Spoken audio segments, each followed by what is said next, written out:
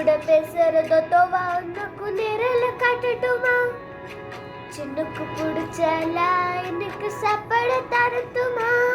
அந்த அறிவிப்பும் அன்ப தருவாய் சின்ன அறிவிப்பும் என்று சொல்வாய் நீ கும்மிடி ஆயுசு நூறாக என்னுயிர் உன்னோட பத்திர சொத்தாக ஏற்பாக